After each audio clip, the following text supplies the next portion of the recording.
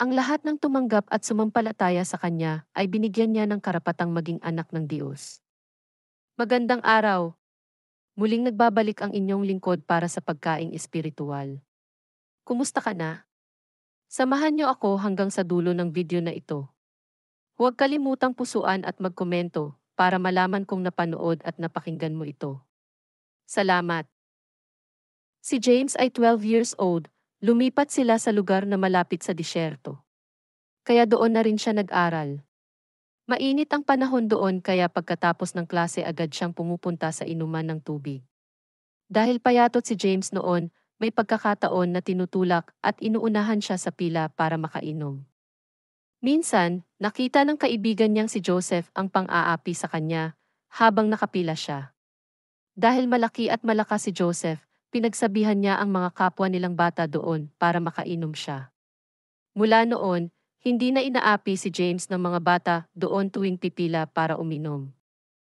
Naunawaan naman ni Jesus ang mga pang-aaping nararanasan natin. Sinabi sa Biblia, hinamak si Jesus at itinakwil ng mga tao. Dumanas siya ng mga sakit at hirap. Tinalikuran natin siya, hinamak at hindi pinahalagahan. Pero kahit na naranasan ni Jesus ang mga bagay na iyon, naging tagapagligtas natin siya. Nagkaroon tayo ng pribilehiyo na makalapit at maging maayos ang relasyon sa Diyos sa pamamagitan ng pag-aalay ng buhay ni Jesus. Hindi natin magagawang iligtas ang sarili sa kaparusahan sa kasalanan. Kaya si Jesus ang gumawa nito para sa atin. Kailangan lang nating magsisi sa ating kasalanan at magtiwala kay Jesus bilang ating tagapagligtas. Sa gayon, matatanggap natin ang kanyang regalo na kaligtasan. Si Jesus ang pinakamabuting kaibigan na mayroon tayo. Sinabi ni Jesus, hinding-hindi ko itataboy ang mga lumalapit sa akin. Maaaring ipagtabuyan tayo ng iba pero hindi ang Diyos.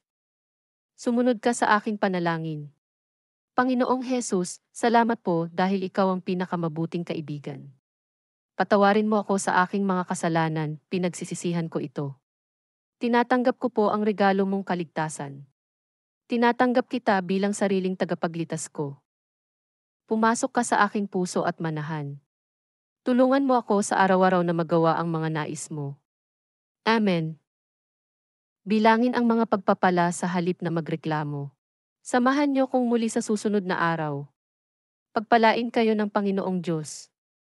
Ako ang inyong lingkod na nagsasabing. Pwede kang magbigay ng hindi nagmamahal pero hindi ka pwedeng magmahal ng hindi nagbibigay.